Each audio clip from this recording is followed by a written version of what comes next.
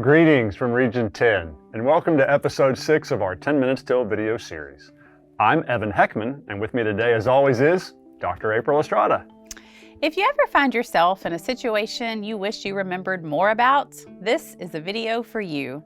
Today, we want to equip you with the information necessary to successfully navigate accommodating for students with disabilities. When we say accommodations, what do we mean?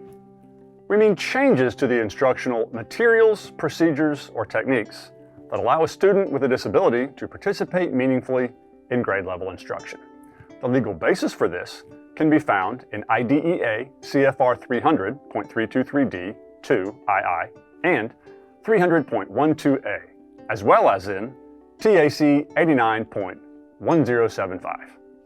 While you may have heard these terms used in similar situations, we want to clarify that an accommodation is not a modification. Accommodations change how students are learning. They do not change what the student is expected to know and/or do. Here is an example. Student A is responsible for 6 TEKS on the math test. An accommodation for how they access and complete the test would be to chunk the test into 3 to 4 problem groups that are given to the student one group at a time, instead of giving student A the whole test at the beginning.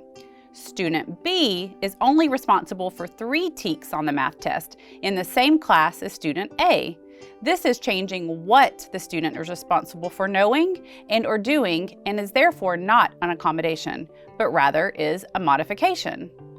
Remember, when determining appropriate accommodations for students, keep the best interest of the student in mind, not what makes the adult comfortable.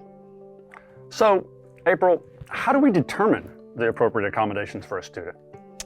I am so glad you asked, Evan. Determining accommodations for students with disabilities is a committee-based decision, and there are 2 parts to the process.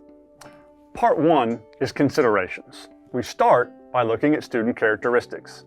Asking the following questions can be helpful in this part of the process. What are the student's learning strengths and needs as determined by looking at data and interviewing the student? Has parent input been requested?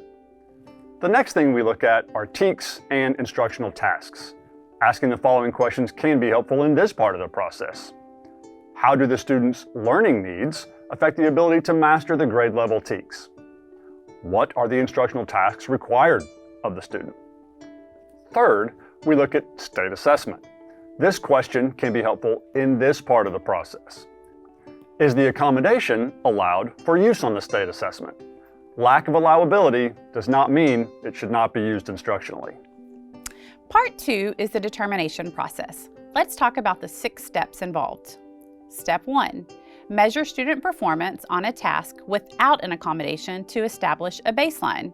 An example would be to set a time limit and determine how much of a task is completed compared to the class as a whole to help know if extra time might be appropriate. Step 2, try one accommodation at a time and compare outcomes. What accommodations will increase the student's access to appropriate instruction and assessment by addressing the student's learning needs and reducing the effect of the student's disability or limitation? Step 3, solicit student feedback and consider student goals for lifelong independence. Step 4, the student's IEP team decides on and documents the accommodation or accommodations that will be implemented. Step 5, implement accommodations with fidelity. Fidelity includes teaching the student how to use the accommodation, implementing the accommodation routinely, monitoring for effectiveness and level of independence. Step 6, document the implementation of the accommodation being provided and used. Remember, if you don't have documentation, there is no data to support it happening or being needed. In the example on the screen, you can see how the process is intended to play out. This chart shows the dates and instances accommodations were attempted and some measure of effectiveness. Accommodations are intended to reduce or even eliminate the effects of a student's disability on academic tasks, but do not lower learning expectations. Remember, accommodations change how the student learns or demonstrates knowledge. Modifications change what the student is expected to master. Whether a specific support is an accommodation or a modification is dependent on the content being taught.